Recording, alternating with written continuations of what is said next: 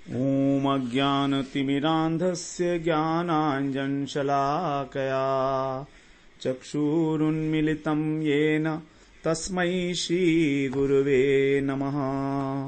वन्देऽहं श्रीगुरो श्रीयुतपदकमलं श्रीगुरून् वैष्णवांश्च श्रीरूपं साग्रजातं सहगण रघुनाथान्वितं तं सजीवं साद्वैतं सावधूतं परिजनसहितं कृष्ण चैतन्य देवं श्रीराधा कृष्णपादान् सहगण ललिता श्री विशाखान्वितांश यत् पाद पद्म नख चंद्र मणिच्छटाया विस्फूर्जितं किमपि गोपवधूष्वदर्शी पूर्णानुराग रससागरसारमूर्ति साराधिका मयि कदापि कृपां करोतु। हरे कृष्णा। सर्वप्रथम मैं अपने गुरुपाद पद ओम विष्णुपाद अष्टोत्तर शत श्री श्रीमद् भक्ति वेदांत माधव गोस्वामी महाराज के चरण कमलों में अनंत कोटि दंडवत प्रणाम ज्ञापन करता हूं। हम लोग श्री नरोत्तम दास ठाकुर महाशय के द्वारा विरचित श्री श्री प्रेम भक्ति चंद्रिका का श्रवण कर रहे हैं। इसमें जो इसका दूसरा प्रकरण है हमारा वैष्णव महिमा, तो वैष्णव महिमा के अंदर हम लोगों ने 8वीं त्रिपदी में श्रवण किया कि किस प्रकार नरोत्तम दास ठाकुर महाशय रूप गोस्वामी सनातन गोस्वामी की जय जयकार करते हैं। जय रूप सनातन प्रेम भक्ति रस कूप, अर्थात जो प्रेम भक्ति के रस के कुएं के समान है और उनका जो स्वरूप है वो कैसा है, उज्ज्वलमय तनु। जो युगल सरकार हैं उनके प्रेम से, उज्ज्वल प्रेम से ही उनका बना हुआ शरीर है, बिल्कुल प्लावित है, उससे निमज्जित है वो युगल सरकार के प्रेम में। उज्ज्वलमय जहार प्रसादे लोक पाशीला सब शोक, उनकी कृपा से सभी जितने भी जीव मात्र सभी जीवों का पाशीला सब शोक, सारे शोक संताप दूर हो जाते हैं। प्रकट कल्प तरु जनु, जैसे कि मान लो कल्प वृक्ष ही प्रकट होकर सामने आए हों रूप सनातन के रूप में। इस प्रकार से वहां पर जो हमारे षड गोस्वामी में अन्यतम है रूप गोस्वामी सनातन गोस्वामी, उनकी जय जयकार की है और उनसे आशीर्वाद की याचना की है। आज हम लोग इसकी जो नवी त्रिपदी है उसमें प्रवेश करते हैं। यहां पर कह रहे हैं, प्रेम भक्ति रीति जत निज का ग्रंथे सुबेकत लिखिया छे दुई महाशय। प्रेम भक्ति रीति जत निज ग्रंथे सुबेकत लिखिया छे दुई महाशय। जाहर श्रवण हईते प्रेमानंद भासे चिते जुगल मधुर रसाशय। जुगल मधुर रसाशय। यहां पर कह रहे हैं कि जो दोनों रूप गोस्वामी हैं और सनातन गोस्वामी हैं, ये दोनों के लिए कह रहे हैं कि जो प्रेम भक्ति की रीति है, प्रेम भक्ति रीति जत, जिस प्रकार से प्रेम भक्ति की रीति है, और आप दोनों ने क्या किया है, निज ग्रंथे सुबेकत, अपने ग्रंथों में उन्होंने सुव्यक्त भाव से अच्छी प्रकार से उनको व्यक्त किया है। भली भांति दोनों ने ही अपने अपने ग्रंथों में उस प्रेम की रीति का प्रतिपादन किया है। और कैसे किया है, सुबेकत, अर्थात अच्छी प्रकार से बहुत सुष्ठु रूप में उसको व्यक्त किया है। लिखी आछे दोई महाशय, दोनों ही महाशयों ने अपने अपने ग्रंथ में इस प्रकार से लिखा है। और उसको श्रवण करने से क्या होगा, जहार श्रवण हईते, जिसको श्रवण करने मात्र से, उन ग्रंथ के वचनों को श्रवण करने मात्र से ही प्रेमानंदे भासे चिते, अर्थात जो हृदय है हमारा, जो चित्त है, उसके अंदर प्रेमानंद प्रकाशित हो जाएगा। प्रेमानंद भासे चिते, कहीं पर किसी किसी ग्रंथ में कहा गया परानंद भासे, परानंदे भासे चिते। परानंदे का अर्थ भी वही है, अथवा परानंदे हाय चिते। परानंद का अर्थ भी वही है, प्रेमानंद, क्योंकि जिससे श्रेष्ठ आनंद विश्व में कहीं और नहीं हो सकता। पर का अर्थ है श्रेष्ठ, तो जिससे श्रेष्ठ आनंद विश्व में कहीं पर नहीं है, वो केवल प्रेमानंद ही है। तो उस प्रेमानंद का अनुभव होता है चित्त के अंदर, हृदय के अंदर। कैसे होता है? केवल उन ग्रंथ के वचनों को श्रवण करने मात्र से। और कैसा होगा? जुगल मधुर रसाश्रय। और जो ग्रंथ हैं वे कैसे हैं? जो युगल सरकार हैं, उनकी जो मधुर रसमयी लीलाएं हैं, उसके आश्रय विग्रह हैं, आश्रय भंडार हैं। आश्रय मतलब युगल किशोर की जो भी लीलाएं हैं, मधुर लीलाएं हैं, उनका आश्रय स्थल है, अर्थात भंडार हैं। अनेक अनेक प्रकार की लीलाओं का यहां पर वर्णन किया गया है ठाकुर महाशय के द्वारा। तो भागवत और भक्ति प्रतिपादन करने, भागवत जो है वो भक्ति को प्रतिपादित करती है, और जो भक्ति है वही वास्तव में सब शास्त्रों का सार है। शास्त्रों का सार है नवधा भक्ति। तो नवधा भक्ति का पालन करना ही सभी शास्त्रों का सार बताया गया है। और नवधा भक्ति का आरंभ होता है श्रवण से, श्रवण, कीर्तन, स्मरण इत्यादि। तो यहां पर वही कह रहे हैं कि जहार श्रवण हईते, उनका श्रवण करने मात्र से ही चित्त के अंदर प्रेमानंद जो है वो प्रवाहित होने लगता है। भासे चित्ते जुगल मधुर रसाश्रय। कारण यह है कि उन ग्रंथों में युगल सरकार की मधुर प्रेममयी लीलाओं का वर्णन किया गया है। तो और प्रेम की रीति किस प्रकार से है उसका वहां पर वर्णन है। अब यहां पर देखिए, जो रूप सनातन की ग्रंथावली है, जिसके अंदर अनेक अनेक शब्दों का समावेश किया गया है, वो सभी शब्द, वो सभी अक्षर जो है प्रेम से भरे हुए हैं। तो उनकी ग्रंथावली का यहां पर महिमा कीर्तन किया जा रहा है महाशय के द्वारा, ठाकुर महाशय के द्वारा। ये दोनों ही जो है महाशय हैं, रूप गोस्वामी और सनातन गोस्वामी। आशय का अर्थ होता है उद्देश्य, तो अर्थात जिनका जो उद्देश्य है वो अत्यंत उच्च है, महान है, इसलिए उनको कहा गया महाशय। महाशय अर्थात उसको महामना भी कहा जाता है और उदार मना भी कहा जाता है। उदार चित्त, उदार धी, ये सभी पर्यायवाची शब्द है एक प्रकार से, जिसका शास्त्रों में भागवत के अंदर भी नंद बाबा को महामना कहा गया है, उदार धी कहा गया है, जिनकी बुद्धि उदार है। उदार का अर्थ होता है जो अपने पास कुछ भी ना रखे, अपना सर्वस्व लुटा के भी दूसरे को संतुष्ट कर दे, वही है उदार। जो बिना मांगे किसी को दे दे, उसको पात्र बनाकर और उसको दे दे, उस प्रेम को देने के लिए ही आए हैं ये, इसीलिए उनको कहा गया है महाशय। और महाशय का जो दूसरा अर्थ है वो नरोत्तम दास ठाकुर ने ही अपनी प्रार्थना में, जो उनका प्रार्थना एक ग्रंथ है, उसके अंदर अनेक प्रार्थनाएं हैं, तो उसमें बता रहे हैं महाशय का क्या अर्थ है।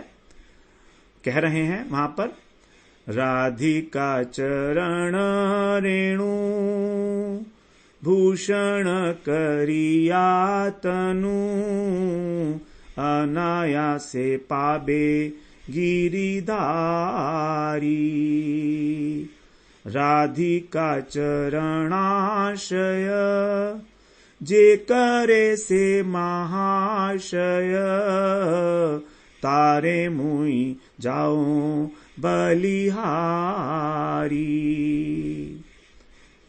अर्थात जो राधा जी की चरण धूलि को शरण अपने शरीर पर धारण करता है, अपने शरीर को आभूषण के रूप में, अपने शरीर के ऊपर आभूषण के रूप में राधिका जी के चरण रेणु को, ब्रजरज को धारण करता है, अनायास से पावे गिरिधारी। उसको अनायास अर्थात बिना किसी प्रयास के गिरधारी की, कृष्ण की प्राप्ति हो जाती है। और जिसने राधा जी का चरणाश्रय लिया है, राधिका चरणाश्रय जे करेश से महाशय, वही महाशय है और वही धन्य है। उसी को महाशय कहा जाएगा जिसने राधा रानी का आश्रय लिया है, क्योंकि इस जगत में सर्वश्रेष्ठ उपास्य तत्व है कृष्ण, परम पुरुषोत्तम कृष्ण, जो स्वयं अवतारी हैं, स्वयं भगवान हैं। और उन कृष्ण को भी जो आनंद देने वाली हैं, जो उनकी भी आराध्या हैं, वो है राधा रानी। इसीलिए राधा रानी के चरणों का आश्रय जिसने लिया है वही है महाशय। तारे मुई जाऊं बलिहारी, मैं उस पर बलिहारी जाता हूं। जो इस प्रकार से राधा जी का आश्रय लेता है, मैं अपने प्राणों को उसके ऊपर न्यौछावर करता हूं। तो महाशय शब्द का अर्थ है जो अत्यंत श्रेष्ठ, जिसका उद्देश्य है तो युगल सरकार की सेवा प्रदान करना, उनका प्रेम प्रदान करना, उनके प्रति हमारे हृदय में किसी प्रकार के भाव का उदय हो, जो हमें इस प्रकार से देने के लिए आतुर हैं, वही है श्री रूप गोस्वामी पाद और श्रीपाद सनातन गोस्वामी पाद। वो आतुर हैं कि किसी ना किसी प्रकार इस जीव के, जगत के लोगों को, मनुष्यों को जो इस त्रिताप में दग्ध हो रहे हैं, श्री राधिका चरण की प्राप्ति हो, उनकी चरण रेणु की प्राप्ति हो, उस प्रेम की प्राप्ति हो। और यही कारण है कि वे निरंतर ध्रुवानुस्मृति में डूबे रहते हैं, निरंतर राधा कृष्ण के प्रेम में डूबे रहते हैं हमेशा। जो षड गोस्वामी पाद हैं, उनके जीवन का यही एकमात्र उद्देश्य है कि हमेशा वो राधा और कृष्ण के प्रेम में, उनकी लीलाओं में, उसका गान करने में निमग्न रहते हैं। यहां पर जो षड गोस्वामी अष्टक है, उसके अंदर बताया गया है, वहां बता रहे हैं, राधा कुंड तटे कालिंद तलया तीरे च वंशी वटे, राधा कुंड तटे कलिंद तनया तीरे च वंशी वटे, प्रेमोन्माद वशाद शेष दशया ग्रस्तौ प्रमत्तौ सदा, गायन्तौ च कदा हरिर्गुणवरम् भावाभिभूतौ मुदा, वंदे रूप सनातनौ रघुयुगौ श्रीजीव गोपालकौ। जो रूप गोस्वामी, सनातन गोस्वामी आदि हमारे 6 गोस्वामी हैं, हम उनकी वंदना करता हूं मैं, जो कैसे हैं, प्रेमोन्माद वशाद, प्रेमोन्माद के वश में होकर, वशीभूत होकर, और विरह की सभी दशाओं में ग्रस्त होकर, दशया ग्रस्त, प्रमत्तौ सदा, प्रमत्त रहते हैं, प्रमादी की भांति, उन्मत्त की भांति। कहां रहते हैं? कभी राधा कुंड के तट पर, कभी यमुना जी के तट पर, और कभी वंशीवट पर सदैव घूमते रहते हैं। राधा कुंड तटे कलिंद तनया तीरे च वंशीवटे। और करते क्या है? गायन्तौ च कदा हरिर गुणवरम, भगवान के जो श्रेष्ठ गुण हैं उनको अत्यंत विभोर होकर, भाव में, भावाभिभूतौ मुदा, आनंदित होकर उनको गाते रहते हैं। इस प्रकार के जो हमारे षड गोस्वामी हैं, उनकी मैं वंदना करता हूं। तो षड गोस्वामी हमेशा उस भाव में निमग्न रहते हैं, राधा कृष्ण की प्रेम में, अर्थात उनका जो स्मरण है वो ध्रुवानुस्मृति की स्टेज का है। जो हमारे नवधा भक्ति में श्रवण, कीर्तन और स्मरण, ये जो 3 प्रधान अंग बताए गए हैं, इन तीनों में जो स्मरण है उसके लिए 5 दशाएं हैं, 5 अवस्थाएं हैं स्मरण की भी, जो हमारे ग्रंथों में बताई गई हैं। तत्व संदर्भ में, भक्ति संदर्भ में जीव गोस्वामी पाद के द्वारा स्मरण की 5 अवस्थाएं बताई गई हैं, जो क्रमशः उत्तरोत्तर होती चली जाती हैं। तो षड गोस्वामी का जो स्तर है स्मरण का, वो है ध्रुवानुस्मृति। इसमें सबसे पहली अवस्था है स्मरण, अर्थात स्मरण करना, रिमेंबरिंग, याद करना, किसी वस्तु को स्मरण करना, ये साधारण अवस्था है जो फर्स्ट स्टेज है। जब हम एक वस्तु को लगातार अपने मन से स्मरण करते रहते हैं रिपीटेडली, और दूसरे वस्तुओं को उस स्मरण के क्षेत्र में नहीं आने देते, तो हम उसको बोलते हैं धारणा। तो ये दूसरी अवस्था है, धारणा। अर्थात अब हमारा जो स्मरण है केंद्रित हो गया है। जो स्मरण अवस्था है उसमें इष्ट वस्तु के अतिरिक्त और वस्तुएं भी मन में आ सकती हैं, लेकिन यहां पर अब केवल इष्ट वस्तु का ही स्मरण हो रहा है, अन्य कोई वस्तु नहीं हो रहा है, किसी वस्तु का स्मरण। अब तीसरी स्टेज हो जाती है ध्यान। जब बहुत ही हमारा जो धारणा है वो फोकस्ड हो जाती है, कॉन्सेंट्रेट हो जाती है भगवान के विशेष विशेष अंगों के ऊपर, भगवान के विशेष अंगों के ऊपर अथवा भगवान के सर्वांग के ऊपर, उसको कहा जाता है ध्यान। तो भगवान के स्वरूप का, भगवान के रूप का चिंतन करना, यह हो गया हमारा थर्ड स्टेज, ध्यान। और यही स्टेज जब एक नदी की भांति, एक प्रवाह की भांति लगातार हमारे मन में बहती रहती है प्रवाह के रूप में, तभी उसको बोलते हैं ध्रुवानुस्मृति। अब ये स्मृति का जो तार है, जो हमारा जुड़ा हुआ है मन का तार भगवान के स्मरण से, ये टूटेगा नहीं, ये ध्रुव हो गया है। ध्रुव का मतलब अटल हो गया है, अर्थात कंटिन्यूअसली अनइंटरप्टेड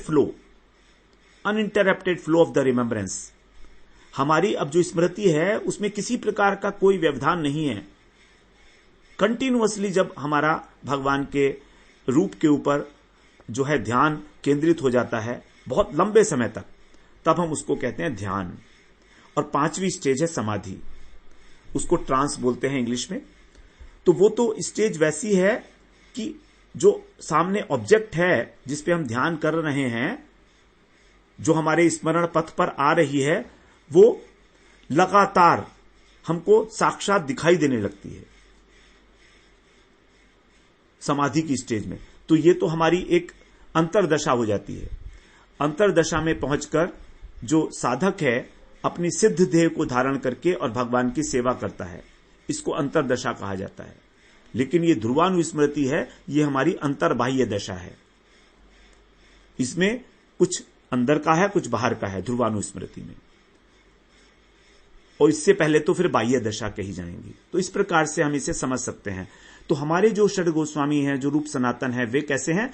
ध्रुवानुस्मृति की स्टेज के ऊपर पहुंचकर भी निरंतर उस रस का आस्वादन कर रहे हैं, भगवान की सेवा का, उसमें निमग्न है। लेकिन फिर भी ये क्योंकि हमारी अर्धबाह्य दशा है, जब जब भी उनको बाह्य आवेश होता है, तब संसार के जो लोग हैं प्राणी मात्र के प्रति करुणा से दयाद्र होकर उनका चित्त जो है दया से आद्र हो जाता है, और करुणा के परवश होकर अपने स्वभाव के कारण, उदार स्वभाव के कारण, क्योंकि वो महाशय है ना, तो उनका स्वभाव उदार है, तो इसलिए कह रहे हैं लिखी आछे दुई महाशय। अनेक प्रकार के भक्ति ग्रंथों का प्रणयन करते हैं, उनको लिखते हैं, अपने अंदर की अनुभूति को, जिसको उन्होंने अनुभव किया है अपने हृदय में, उस अनुभूति को शब्दों के माध्यम से उड़ेल देते हैं ग्रंथों में। तो ग्रंथों में उनकी अनुभूतियों का ही जो है वर्णन है। तो इस प्रकार से लिखी आछे दुई महाशय। और महाशय का अर्थ यहां पर, क्योंकि रस का प्रसंग चल रहा है, मधुर रस का प्रसंग है, तो महाशय का अर्थ यहां पर जो है वो भक्ति रस लंपट भी कहा गया है। अर्थात जो भक्ति रस के लिए अत्यंत लोलुप हैं, अत्यंत लोभ है उनके हृदय में भक्ति रस को आस्वादन करने के लिए, मतलब जिसके बिना वो रह ही नहीं पाते, इसीलिए उनको कहा गया महाशय। अब जिस प्रकार से उन्होंने श्रवण कीर्तन स्मरण और मनन में इस भजन का आनंद लिया है, इस भक्ति रस का आनंद लिया है, आस्वादन किया है, उसी आस्वादन को वे शब्दों के माध्यम से अपने ग्रंथों में उड़ेल रहे हैं। अपनी ग्रंथ रचना में वही आस्वादन है। और इस बात का अनुभव केवल वही लोग कर सकते हैं जो इस प्रकार का कार्य कर रहे हैं। अब हम तो किसी प्रकार का कोई ग्रंथ प्रणयन या कुछ हमारा तो सब्जेक्ट ही नहीं है, तो हम इस प्रकार के आनंद को नहीं समझ सकते कि उनको भक्ति का ग्रंथ लिखने में कितना आनंद आ रहा होगा। वो आनंदित होकर ही सारी बातें लिख रहे हैं। जब महापुरुष लोग भगवान की किसी लीला का विशेष वर्णन करते हैं तो वे अपने मन से उस लीला का वर्णन नहीं करते, वे उसको साक्षात देखते हुए उसका वर्णन करते हैं एज इट इज। तभी उनका वर्णन हमेशा वर्तमान काल में होता है। भूतकाल की क्रिया वहां पर नहीं होगी कि भगवान ने ऐसा किया, ऐसा नहीं। भगवान ऐसा कर रहे हैं। जितने भी भजन हैं वो सब वर्तमान की क्रियाएं हैं, जैसे वो मानो अभी हो रहा है। मानो अभी हो रहा है नहीं है, साक्षात भगवान की लीला का वो दर्शन कर रहे हैं। क्योंकि वृंदावन धाम में विशेष रूप से भगवान की जो लीलाएं हैं वो नित्य हैं। प्रत्येक स्थान पर, प्रत्येक समय में और अनेक अनेक प्रकार की अनंत अनंत लीलाएं भगवान की हो रही हैं। उन्हीं किसी लीलाओं का स्फुरण उन महाशयों के हृदय में होता है और उस स्फुरण के अनुसार ही वो उस लीला का वर्णन करते हैं। और जब लीला का वर्णन अनुभूति के आधार पर होता है, साक्षात देखकर, तब जो उसको पढ़ने वाले हैं उनके हृदय के अंदर भी वही भाव स्फुरित होने की संभावना रहती है। अब कितना भाव स्फुरित होगा ये इस बात पर निर्भर करता है कि उनके हृदय में कितनी शुद्धता है, उनको कितनी श्रद्धा है, उनको कितनी श्रद्धा है, उनको कितनी उत्सुकता है, कितना लोभ है भगवान की लीलाओं में प्रवेश करने के लिए। तो अलग अलग जो व्यक्ति हैं उनको अपने अपनी स्थिति के अनुसार ही उसका आस्वादन होगा उन लीलाओं का। यदि हम किसी ग्रंथ को पढ़ें, गोस्वामी रूप गोस्वामी, सनातन गोस्वामी, और हमें उसका अनुभव नहीं हो रहा है, हमको लग रहा है यार ठीक है, अच्छा नहीं है, कोई खास बात नहीं है, तो समझिए अभी हमारी अवस्था नहीं है उसको प्राप्त करने की। तो ये एक प्रकार का इंडिकेटर है कि हमारा हृदय कितने परिमाण में श्रद्धा से अवनत होकर उस लीला में प्रवेश करने के लिए लोभित हो चुका है, लोभायमान है। तो उसी प्रकार से हम उसका आस्वादन करेंगे। तो यहां पर और रूप गोस्वामी और सनातन गोस्वामी ये तो साक्षात गोलोक धाम में भगवान की किंकरी हैं। रूप गोस्वामी पाद जो हैं वो रूप मंजरी हैं और सनातन गोस्वामी पाद लवंग मंजरी हैं। जितने षड गोस्वामी हैं सभी ये मंजरी स्वरूप हैं। ये तो राधा रानी की अत्यंत कृपा है कि उन्होंने अपनी किंकरियों को, अपनी मंजरियों को लोक का कल्याण करने के लिए इस जगत में भेजा। जब महाप्रभु आते हैं तभी उनके जो परिकर हैं वो भी सब इस जगत में आविर्भूत होते हैं।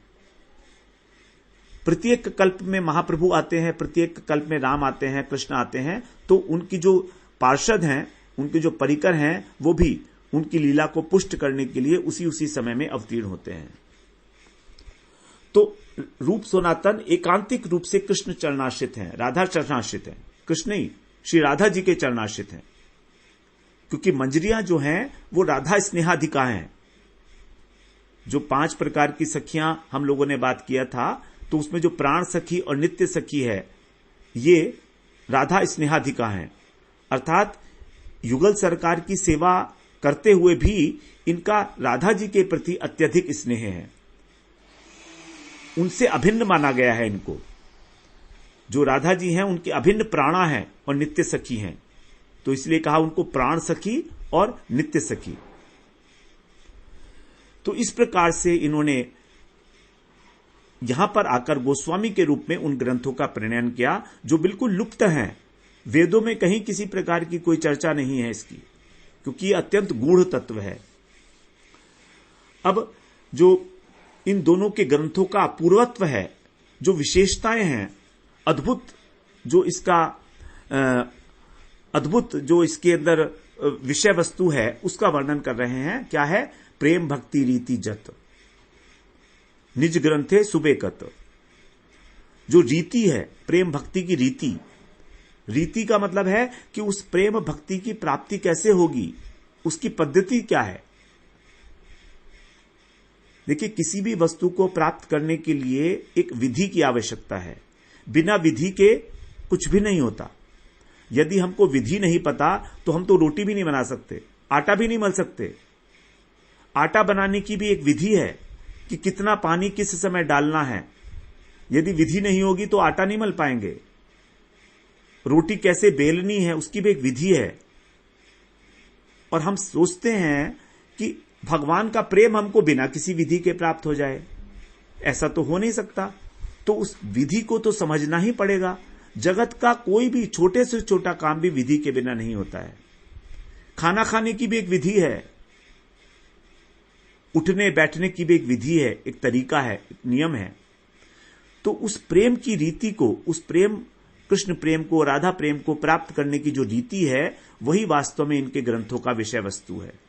और उसको उन्होंने अत्यंत भली भांति साइंटिफिकली उसको सुबेकत अर्थात सुष्ठु रूप से व्यक्त किया है, जिससे हम अपनी इस मंद बुद्धि के द्वारा समझ सकें।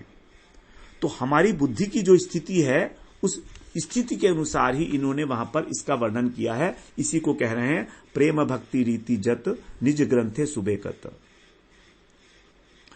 अब अभिधान जो है, अभिधान का अर्थ है जो एक डिक्शनरी है उसके अंदर रीति शब्द के कई अर्थ बताए गए हैं।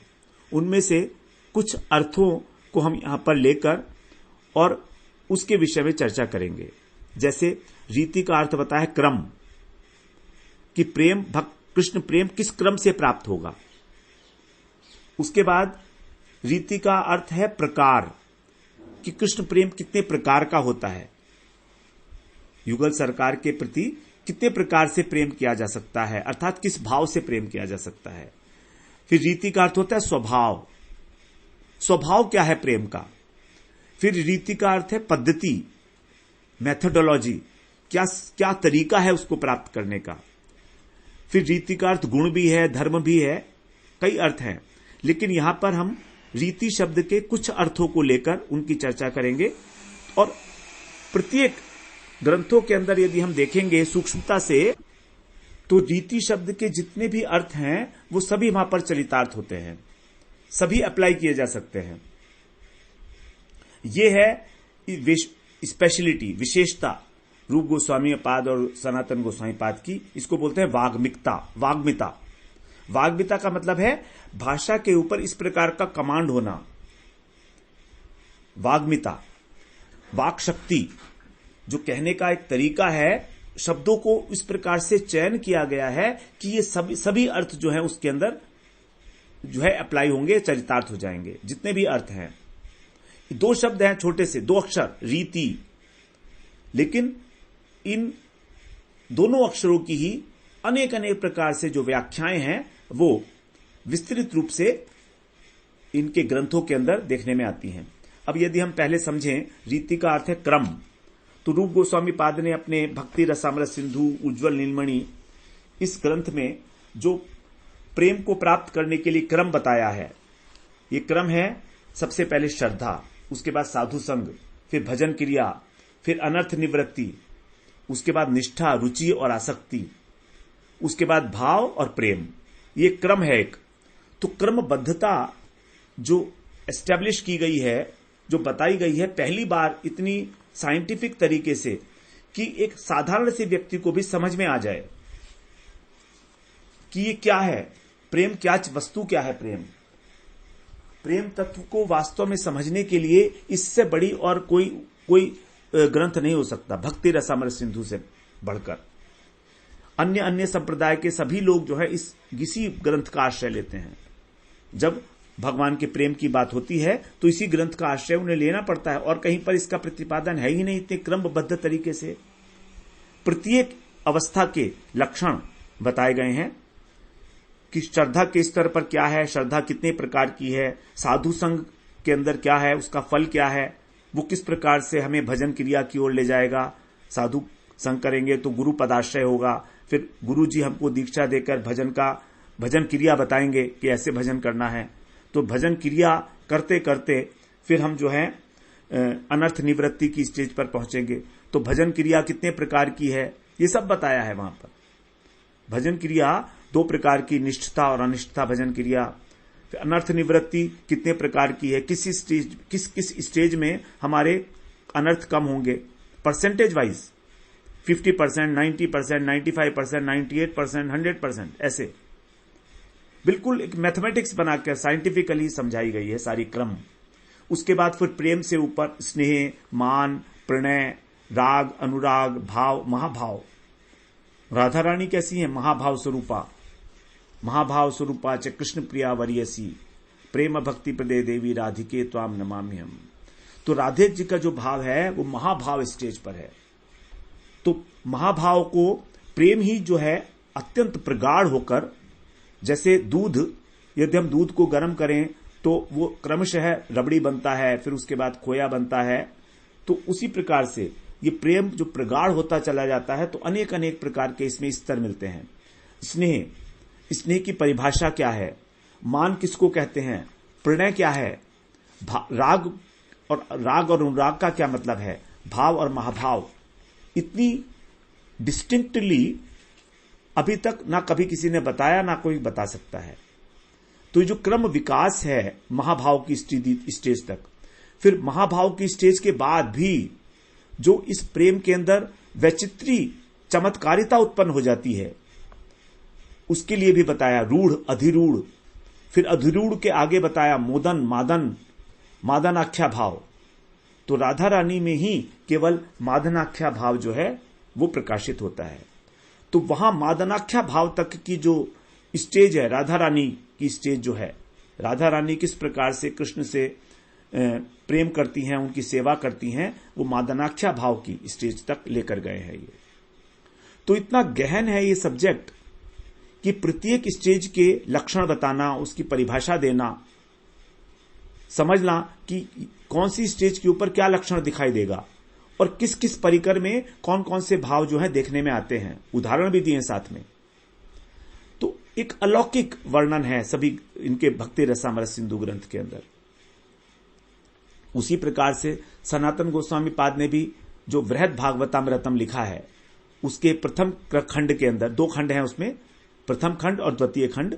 तो प्रथम खंड में जो कृष्ण के कृपा पात्र हैं, जो भक्त हैं, वे उनके अंदर भक्ति का कैसे क्रमिक विकास होता है, एक स्टेज से दूसरी स्टेज पर किस तरह वो आगे बढ़ते हैं। और द्वितीय खंड के अंदर जो भक्ति जब उनकी अनुभव होने लगता है, आस्वादन होने लगता है भक्ति का, तो वो किस प्रकार से एक धाम से दूसरे धाम तक गति करते हैं। तो जहां पर जो गोप कुमार का एक उपाख्यान दिया गया है कि गोप कुमार किस प्रकार से पहले स्वर्ग जाते हैं, उसके बाद फिर स्वर्ग लोक से ऊपर महल लोक, जनलोक वगैरह होते हुए ब्रह्मलोक पहुंचते हैं, वहां से फिर वो वैकुंठ मोक्ष धाम जो है सिद्ध लोक, फिर वहां से वैकुंठ लोक, फिर वहां से साकेत भगवान राम के धाम में जाते हैं, फिर वहां से कृष्ण के धाम में जाते हैं कृष्ण लोक में। कृष्ण लोक के भी अलग अलग विभाग हैं। तो उसका जो सबसे पहला भाग है वहां पर द्वारका लीला है, ऐश्वर्य है, उसके बाद फिर मथुरा है, फिर वृंदावन, फिर वृंदावन धाम के अंदर भी अलग 3 विभाग है। इस प्रकार से क्रमिक किस प्रकार से उन्होंने धाम की प्राप्ति होती है गोप कुमार जी को अपने अपने भाव के अनुसार, उसका क्रमिक विकास जो है, इसका अपूर्व अद्भुत वर्णन है वहां पर इन दोनों खंडों के माध्यम से। तो इसी को कहा गया है कि क्रम का मतलब है यहां पर कि किस क्रम से हमारी भक्ति जो है उच्च अवस्था को प्राप्त होती है कि हमको कृष्ण के धाम में, कृष्ण की सेवा में नियुक्त करती है ले जाकर। अब दूसरा जो अर्थ है रीति का है वो है प्रकार। तो दोनों ही महाशयों ने अपने अपने ग्रंथों में प्रेम के भाव स्तर के 5 प्रकार के भेद बताए हैं। प्रेम के किस भाव से भगवान की सेवा की जा सकती है, शांत, दास्य, सख्य, वात्सल्य और मधुर। अनेक प्रकार के दृष्टांत दिए गए। जैसे शांत जो जोगी लोग होते हैं आत्माराम मुनि होते हैं वे शांत स्वभाव होते हैं, उनकी निष्ठा होती है केवल कृष्ण में। दास्य के अंदर हम लोग चर्चा कर रहे हैं, ज्यादा चर्चा नहीं करेंगे अब इस विषय में। दास्य में ममता आ जाती है निष्ठा के साथ साथ, हनुमान जी उसके जो है बताए गए हैं उदाहरण के रूप में। सख्य में ऐश्वर्य भाव मिश्रित अर्जुन का सख्य है, और उसके बाद फिर ब्रज के जो सखा हैं भगवान के वो माधुर्य मिश्रित हैं। उसी प्रकार वात्सल्य भी ऐश्वर्य मिश्रित है और शुद्ध वात्सल्य। तो ऐश्वर्य मिश्रित जो है वात्सल्य देखा जाता है देवकी और वसुदेव में, कौशल्या और दशरथ के अंदर, और शुद्ध वात्सल्य जो है वो नंद यशोदा में। उसी प्रकार से मधुर में जो गोपियां हैं, गोपांगनाएं हैं, उनका भाव क्या है, और फिर उनकी जो सबसे सर्वोपरि हैं, सर्वश्रेष्ठ हैं राधा रानी, वो किस प्रकार से कृष्ण की सेवा करती हैं। स्वकीय परकीय भाव, इस प्रकार से अनेक भाव हैं। तो इस सब प्रकार भेद जो है वो सारे दृष्टांत पूर्वक बताए हैं। तीसरा है फिर कि प्रेम भक्ति की रीति का मतलब है स्वभाव। रीति का अर्थ है स्वभाव, अर्थात किस प्रकार से हम कृष्ण के अतिरिक्त विषयों के अंदर हमारी जो आसक्ति देखी जा रही है, जो आवेश देखा जा रहा है संसार के अंदर, उसको दूर किया जा सकता है और अपने मन को कृष्ण में निविष्ट कर दिया जाए। जो उसको भगवान ने कहा गीता में, मय्येव मन आधत्स्व मयि बुद्धिम निवेशय, कि किस प्रकार से हम अपनी बुद्धि को कृष्ण में निवेशित कर दें और मन को उठाकर कृष्ण में रख दें। कृष्ण के नाम में, कृष्ण के गुण में, लीला में और लीलाओं में, धाम में, ये सब अभिन्न तत्व हैं कृष्ण से। कृष्ण का नाम, कृष्ण के गुण, कृष्ण का रूप, कृष्ण की लीलाएं, उनका धाम, उनके परिकर, ये सब एक ही वस्तु है जो अलग अलग प्रकार से प्रकाशित हो रही है। तो किस प्रकार से हमारा आवेश इस संसार से हटकर, अर्थात कृष्ण से इतर वस्तुएं जो हैं उनसे हटकर और कृष्ण में लग जाए। हमारा जो स्वभाव है अभी, ये किस प्रकार से कृष्णमय हो जाए। जैसे गोपियों का स्वभाव है, गोपियों का स्वभाव क्या है, वो केवल कृष्ण की चर्चा करती हैं बस, और कुछ नहीं करती हैं। तन मनस्का तदालापा तद विचेष्टा तदात्मिका, गोपियों के लिए कहा है तन मनस्का, कृष्ण में ही उनका मन है। तदालापा, कृष्ण की ही चर्चा करती हैं। तद विचेष्टा, कृष्ण के लिए ही सारी उनकी चेष्टाएं हैं। अपना श्रृंगार करती हैं तो भी कृष्ण के लिए ही करती हैं। और तदात्मिका, यहां तक कि उनकी आत्मा, उनका प्राण, वो भी केवल कृष्ण के लिए ही है। जिसको गीता में बोला मत चित्ता मदगत प्राणा बोधयन्ते परस्परम, कि वो मुझ में ही चित्त वाली हैं, मेरे लिए ही प्राण धारण करती हैं। ब्रजवासी सभी कृष्ण में चित्त वाले हैं, एक दूसरे को बोधयन्ते परस्परम, एक दूसरे को बोध कराते रहते हैं कृष्ण का।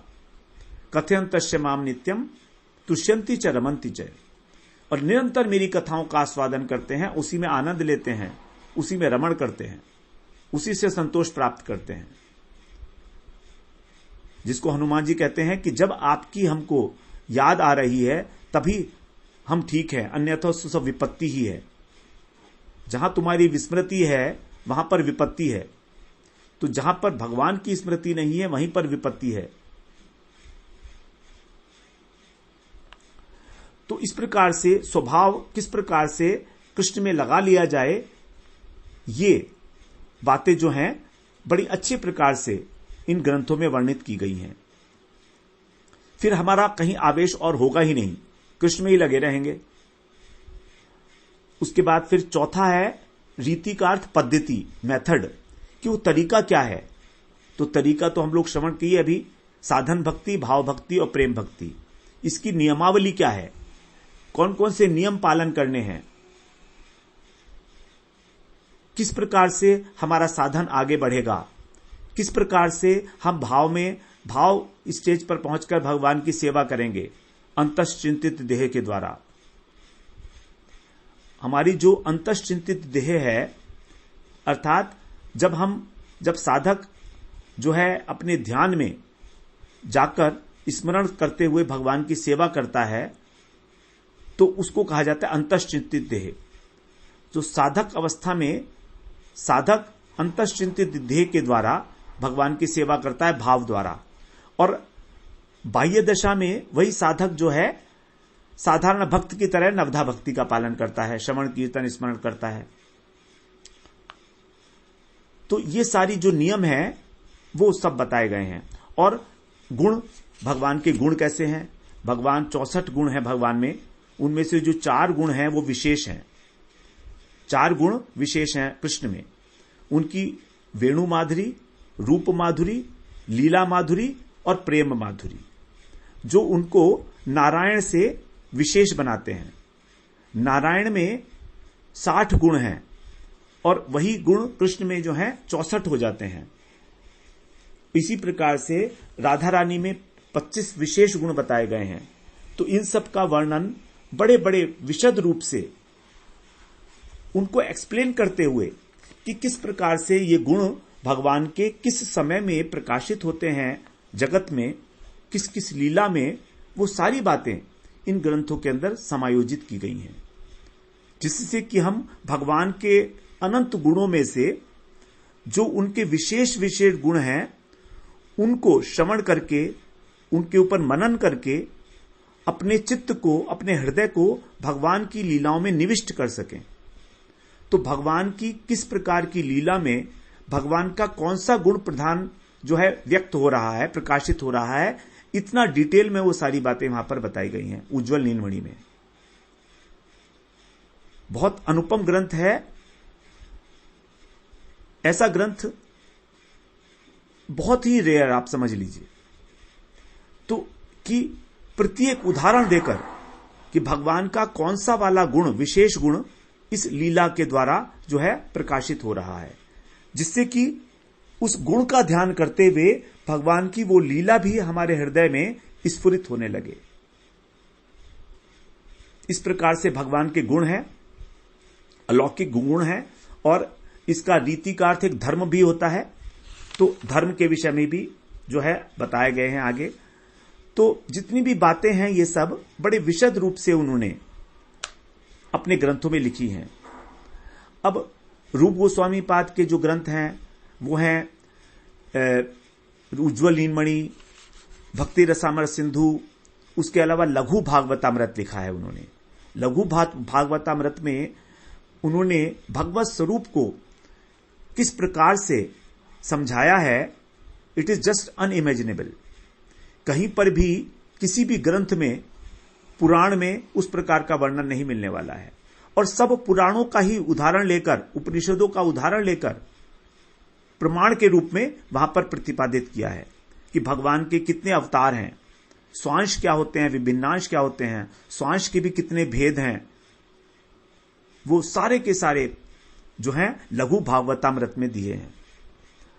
विदग्ध माधव के अंदर जो भगवान की लीलाएं हैं, राधा और कृष्ण की लीलाएं हैं, ब्रज की लीलाएं हैं, उनका बहुत विस्तार से वर्णन है। उसी प्रकार से ललित माधव, स्तव माला में तो अनेक अनेक प्रकार के स्तव हैं रूप गोस्वामी के द्वारा। चाटु पुष्पांजलि, कार्पण्य स्तोत्र, सभी 40-50 उसके अंदर लगभग स्तव हैं। दान केली कौमुदी, भगवान की जो एक दान लीला हुई थी वो किस प्रकार से हुई है। तो ये सभी हमको प्रेम की परिपाटी सिखाते हैं, रहस्य का वर्णन करती हैं सारे ग्रंथ रूप गोस्वामी के, जो साधारण मनुष्यों के लिए बिल्कुल दुर्बोध्य हैं, दुर्गम हैं। हमारी गति नहीं है उन ग्रंथों में, लेकिन इन्होंने, रूप गोस्वामी ने उनको सुलभ करा दिया है जब जगत के जीव मात्र के लिए। जिसकी जिस प्रकार का अधिकार है, जिस प्रकार की योग्यता है, वो उस ग्रंथ का वहां पर पाठ करके उसको समझकर और आगे वहीं से बढ़ सकता है। उसी प्रकार से सनातन गोस्वामी पाद ने हरिभक्ति विलास लिखा है। हरिभक्ति विलास में वैष्णव सदाचार की जितनी विस्तृत व्याख्या है कहीं पर भी नहीं देखने में आ सकती। कहीं पर भी अलग अलग ग्रंथ, पुराणों से, उपनिषदों से श्लोक को संग्रहित करके एक साथ संयोजित किया है हरिभक्ति विलास में, वैष्णव सदाचार के लिए, कि किस प्रकार से भगवान की उपासना करनी है, मंत्रमय उपासना भगवान की स्वारस की उपासना, ये सब बातें वहां पर बड़े विशेष रूप से बताई गई हैं।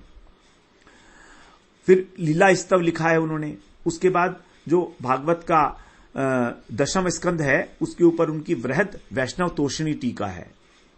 दशम स्कंद के ऊपर, दशम स्कंद पर टीका लिखी है उन्होंने इस प्रकार से। तो यहां पर भी भक्ति सिद्धांतों की बात है, लेकिन रस के साथ। ऐसा नहीं है कि केवल खुश्क सिद्धांत ही उन्होंने परोस दिए हों हमको, उसके साथ रस तत्व को भी स्थापित किया है। क्योंकि महाप्रभु ने कहा है कि रस की स्थापना तभी हो सकती है जब सिद्धांतों की नींव मजबूत होगी।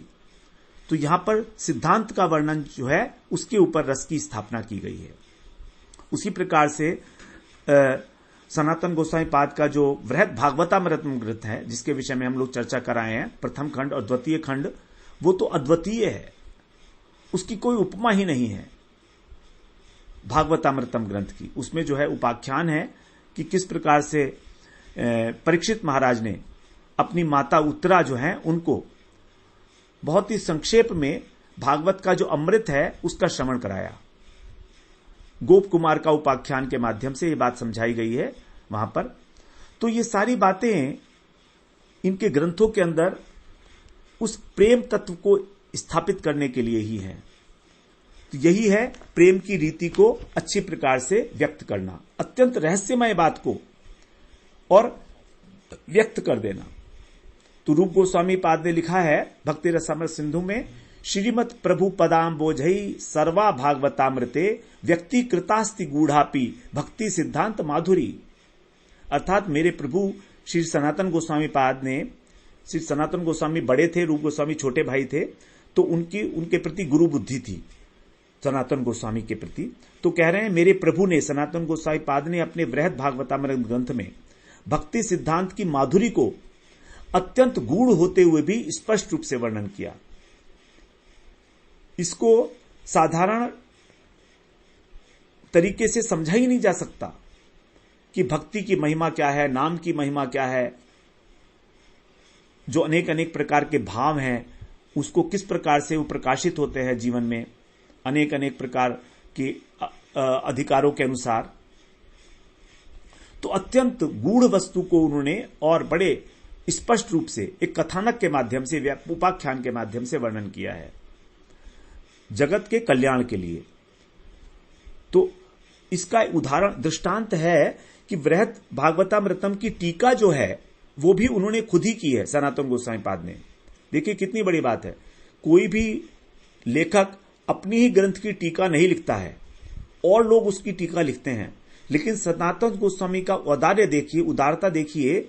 उन्हें मालूम है कि जो मैं लिख रहा हूं वो किसी और की अनुभूति का विषय नहीं हो सकता, एज इट इज कुछ ना कुछ उसके अंदर दोष आ जाएगा, इसलिए अत्यंत उदार होकर वो स्वयं उसकी टीका लिख रहे हैं। टीका लिखने का मतलब है कि उसके पीछे का जो बैकग्राउंड मटेरियल है, प्रत्येक श्लोक की टीका लिखना कि वो श्लोक का मतलब क्या है गहराई में, ये उसको समझ के फिर वृहद भागवतामृतम को समझना आसान हो जाता है। क्योंकि जब लेखक स्वयं ही टीका लिख रहा है तो इससे बड़ी तो कोई बात हो ही नहीं सकती, किसी प्रकार का संशय रहने की कोई स्थान ही नहीं रहा। इसके बाद कह रहे जहार श्रवण हईते प्रेमानंदे भासे चिते युगल मधुर रसाश्रय। इनके ग्रंथों में श्रवण करने मात्र से, यहां पर श्रवण को हम लेंगे उपलक्षण के रूप में, तो श्रवण का मतलब हो गया कीर्तन और स्मरण भी। तो जब इनका श्रवण कीर्तन स्मरण किया जाता है तो चित्त, मन जो है प्रेमानंद में निमज्जित हो जाता है। प्रेमानंद, प्रेम के समुद्र में, उस रस समुद्र में निमज्जित हो जाता है, सरोबार हो जाता है। हृदय जो है सरस हृदय, उसके अंदर जो है वो अवगाहन करके और उसी में डूब जाता है। मतलब यह है कि इन ग्रंथों के माध्यम से हमें साधु संग मिलता है, जो शास्त्रों में कहा गया है। साधु संग कैसा होना चाहिए हमारा, वो बताए हैं, सजातीय आश्रय स्निग्धे और स्वतोवरे। यदि हमें ग्रंथों का अनुशीलन करना है, रस का अनुभव करना है, तो हमारा सजातीय संग हो, हमारा जो विचार है, हमारा जो उद्देश्य है वो मिलता हुआ हो उससे। स्निग्ध हो अर्थात अत्यंत करुण हो और उदार हो वो व्यक्ति, और स्वतोवरे अपने से श्रेष्ठ हो। तो ऐसे महत् पुरुषों के संग से ही हमको कृष्ण का प्रेम प्राप्त हो सकता है। और ये हमको महत् संग आजकल मिलना बड़ा मुश्किल है। आसानी से ऐसे पुरुष नहीं मिलने वाले हैं हम लोगों को, जो हम साधारण समाज में रह रहे हैं। जीवन में ऐसे पुरुष ढूंढने बिरले ही हैं, वो बिरले तो हमें तो सुलभ हो नहीं सकते हैं। इसीलिए रूप गोस्वामी पाद, सनातन गोस्वामी पाद ने अपनी अनुभूतियों को, विशाल अनुभूतियों को अपनी ग्रंथों में डाल दिया है, जिससे कि इन ग्रंथों का अनुशीलन करके हम महत् संग की प्राप्ति कर सकें। तो बुक्स का जो ग्रंथ है उनका अनुशीलन करना ही वास्तव में साधु संग है। यदि साधु नहीं मिलते हैं इस प्रकार के, तो हमें ग्रंथों का ही अनुशीलन करके आगे बढ़ना है अपनी भक्ति के मार्ग में, और कोई हमारे पास रास्ता नहीं है। और यही एकमात्र प्रेरणा का स्रोत है कि हम भक्ति रस इस चंद्रिका का, प्रेम भक्ति चंद्रिका का हम लोग अनुशीलन कर रहे हैं, चर्चा कर रहे हैं। क्योंकि नरोत्तम दास ठाकुर जो हैं वो साक्षात भगवान के परिकर हैं, महाप्रभु के परिकर हैं, और उन्होंने अपनी अनुभूतियों को जितने सरल ढंग से इस ग्रंथ में समायोजित किया है हिंदी भाषा, बंगला भाषा में, वो कहीं पर भी नहीं मिलने को मिलेगा। रूप गोस्वामी, सनातन गोस्वामी की जो हैं वो संस्कृत के हैं अंदर मूल श्लोक, बाकी फिर उसके अनुवाद किए गए हैं हिंदी में। लेकिन यहां तो बंगला भाषा है, वो हिंदी से बहुत मिलती जुलती है, हमको समझ में आ रहा है उस प्यार का अर्थ क्या है। तो इस प्रकार से हमारे पास महत् संग, साधु संग के संदर्भ में हमारे को इन गोस्वामी को ग्रंथ ही हमारे पास उपलब्ध हैं। इसीलिए इनका श्रवण करना है, इनका कीर्तन करना है, तभी हमको भगवत प्रेम की प्राप्ति हो सकती है। यह हमारे लिए पास एक अत्यंत शक्तिशाली साधन है, शक्तिशाली है। इसमें किसी प्रकार का कोई दोष नहीं है। साधु में कोई दोष दिखाई दे भी सकता है, लेकिन ग्रंथों में कोई दोष नहीं होता है। ग्रंथ अपौरुषेय कहे गए हैं। अपौरुषेय का मतलब है कि ये किसी पुरुष के द्वारा रचित नहीं है, क्योंकि जो पुरुष है उसमें 4 प्रकार के दोष हैं, भ्रम, प्रमाद, विप्रलिप्सा और करुणा पाटव। लेकिन जो हमारे गोस्वामी हैं वे इन चारों प्रकार के दोषों से मुक्त हैं।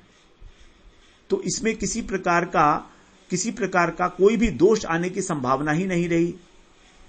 तो ग्रंथ का अनुशीलन करने का मतलब है कि जो ग्रंथ के रचयिता हैं, प्रणेता हैं, उनका संग करना, क्योंकि उन्हीं के विचार, उन्हीं के भाव जो हैं ग्रंथ के रूप में प्रकाशित हुए हैं।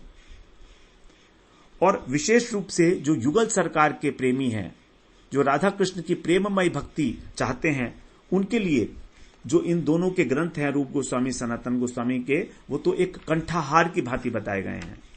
अर्थात उनको कंठस्थ कर लो, उनके अंदर बार बार अवगाहन करो। इस प्रकार से हमको जो है करेंगे, तब उनके लिए बोला गया कि ये कैसा हो जाएगा, युगल मधुर रसाश्रय। अगर युगल सरकार की जो माधुर्यमय लीलाएं हैं उसका आश्रय है। हमको यदि प्रेम चाहिए, युगल सरकार का प्रेम चाहिए, राधा रानी का प्रेम हमको चाहिए, कृष्ण का प्रेम चाहिए, तो हमें इस आश्रय का, इस आधार का है हमको आश्रय लेना पड़ेगा, क्योंकि यहीं पर हमको हमारे हृदय के अंदर भावों का उदय होगा। इसी को अनुशीलन करने से बार बार, लगातार, निरंतरता। तो जो इनके ग्रंथ हैं वही राधा माधव की जो रूप है, जो उनका गुण है, जो उनकी लीलाएं हैं,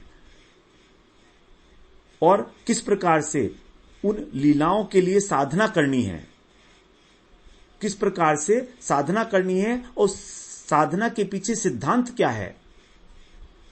तो जब हम सिद्धांत को जानकर उस प्रकार की साधना करते हैं, तब हमारे हृदय के अंदर प्रेमानंद जो है, प्रेम के आनंद की बाढ़ आ जाती है। प्रेमानंदे भासे चित्ते, चित्त के अंदर प्रेम की लहरियां उठने लगती हैं। पढ़ते पढ़ते, श्रवण करते करते, उसका स्मरण करते करते, इससे अधिक आनंद, प्रेम से अधिक आनंद, कृष्ण प्रेम से अधिक आनंद और कहां है इस विश्व के अंदर। तो इनका आस्वादन करना, इनका अनुशीलन करना, इसको छोड़कर हमें राधा माधव की जो रस है, मधुर रस है, उसका अनुभव नहीं हो सकता। रस का अनुभव नहीं हो सकता। भक्ति हो जाएगी, राधा और कृष्ण की भक्ति करते हैं, बहुत लोग करते हैं, लेकिन रस का अनुभव नहीं कर पाते हैं। जो रस है, भक्ति रस, उसके लिए कहा गया व्यतीत्य भावना वर्तम यश चमत्कार भाव भू, हृदय सत्वो जले बाढ़ स्वदते च रसो मतः। ये रस की परिभाषा दी है रूप गोस्वामी ने। रस क्या वस्तु है? जब हम अपनी लौकिक भावनाओं का अतिक्रमण कर देते हैं, व्यतीतीय मतलब अतिक्रमण करके लौकिक भावनाओं से ऊपर उठकर और अपने भाव को अतिशय चमत्कारपूर्ण भाव को स्थायी रूप से ग्रहण करते हैं अपने हृदय में, अर्थात कृष्ण के प्रति शांत, कृष्ण के प्रति दास्य भाव, दास्य नहीं, सख्य, वात्सल्य और मधुर, इन तीनों भावों में जो ब्रज के भाव हैं, स्थायी भाव हैं, इनका आधार लेकर जब इनकी लीलाओं कथाओं का श्रवण करते हैं, तब हमारा हृदय जो शुद्ध सत्व है, यदि उसके अंदर इन कृष्ण की कथाओं को सुनकर और विकार उत्पन्न हो रहा है, अपने इष्ट की अपने भाव के अनुसार कथाओं को सुनकर जब हमारा चित्त विकार को उत्पन्न हो जाता है, हमारा हृदय जो है द्रवित हो जाता है, तब हम उसको बोलते हैं शुद्ध सत्व का उदय हुआ है हमारे हृदय में। शुद्ध सत्व का उदय हुआ है।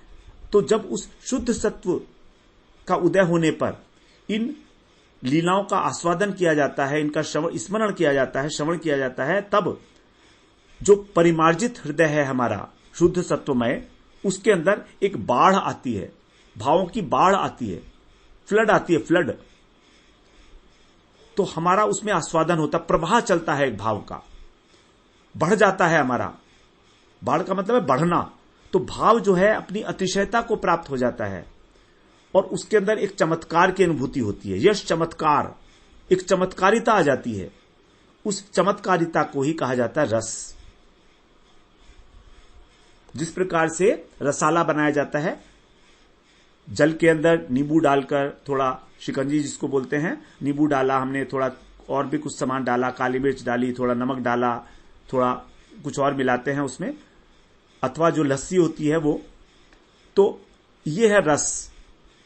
चमत्कारिता आ गई। अब बेस क्या है? बेस तो दही है, लेकिन लस्सी के अंदर जो चमत्कारिता आ गई, आस्वादनीयता आ गई, उसी को रस कहा जाएगा।